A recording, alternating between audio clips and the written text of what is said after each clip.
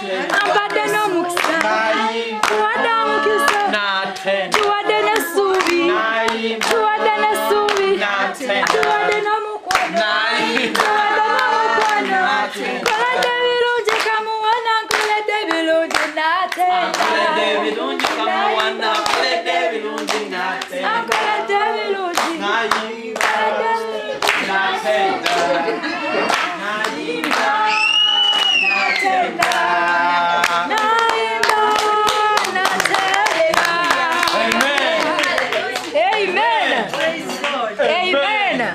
I work with one of the radio stations, local radio stations in Kampala.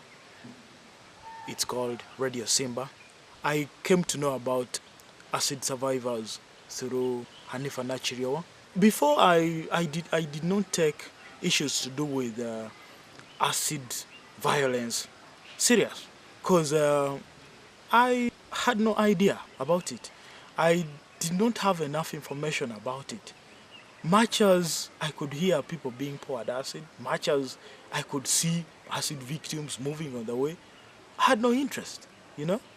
But not until I got someone to tell me about it, not until I got Hanifa, who was the victim, to make me understand the challenges these people go through. I got attacked. I got this in 2011, December. And for the time that I was in hospital, I met a lot of acid violence victims. When I compared the challenges that I went through, plus the challenges that I saw other patients go through, I felt I needed to do something about this. I felt I needed to reach out to these others.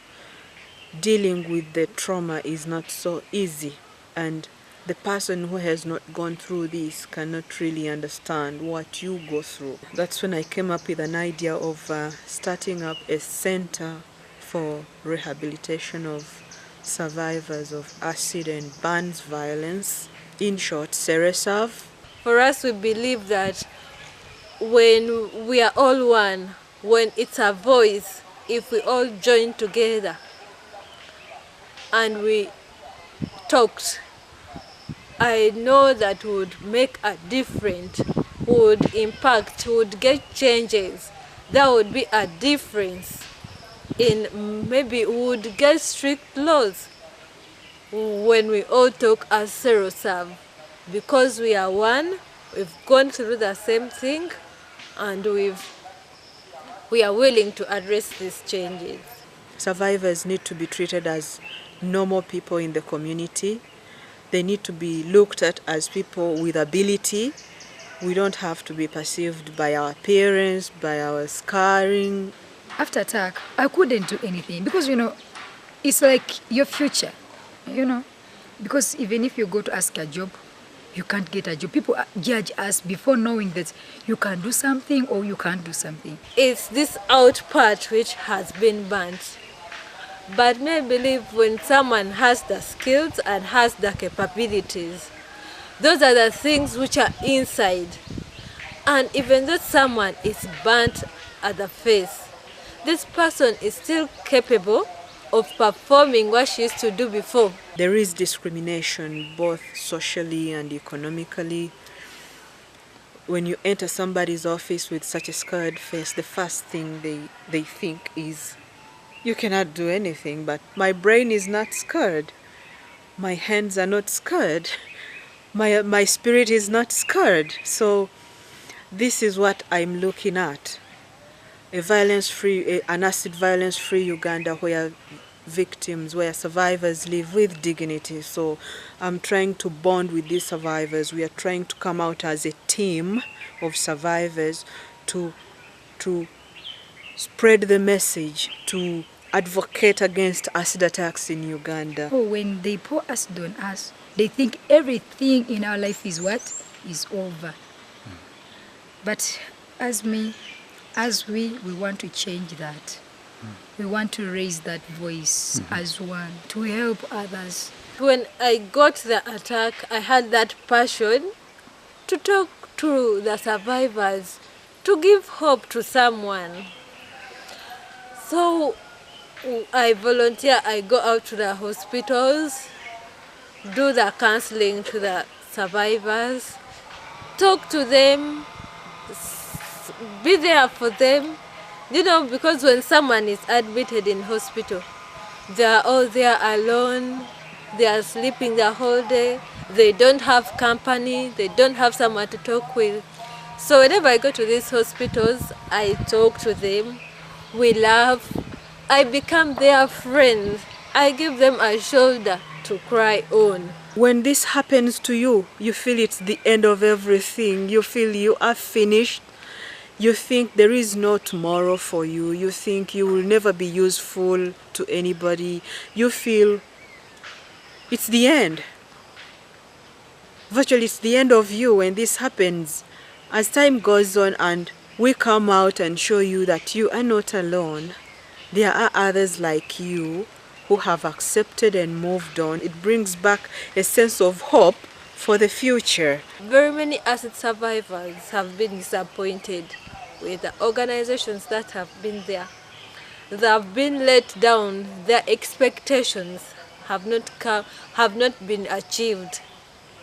So Serosab, I believe Serosab, because it has come out of the ideas, it has been made, it has been baked by the survivors themselves. So we know what to do, we know what we want, and we know what every survivor can go through. And that's what we are looking at. Survivors that have lost the hope to live, when they get together with us, when we bring them on board, they begin to transform that, to change their perception from being a victim, from being in a state of uselessness to a state of hope. They begin to feel hope. They begin to feel a sense of living.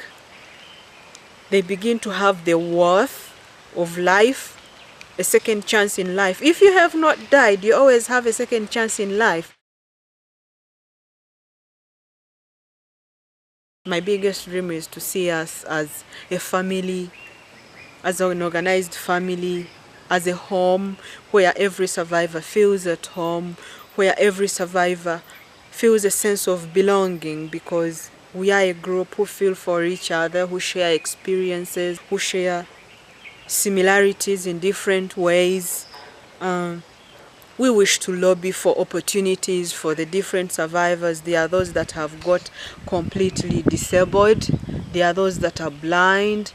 There are others that have lost hearing due to extreme burns. There are those that have got physical disfigurements and they cannot practically support themselves. Family will always be there for you, but there are needs where family cannot really come in. But if we are a group, if we are a family of survivors, we understand each other, we can collectively lobby for help, for assistance, for interventions to help our fellow survivors. We have challenges of emotional trauma in different ways. We want to have peer support groups under this organization. We want to have a good center where every survivor feels at home, where every survivor's needs can be catered for in different ways. And then eventually they integrate back into society as independent citizens. When we come up as a collective voice, I want to empower these survivors to come out and speak about this. It is only when we speak about this in public that others will get on board and fight with us.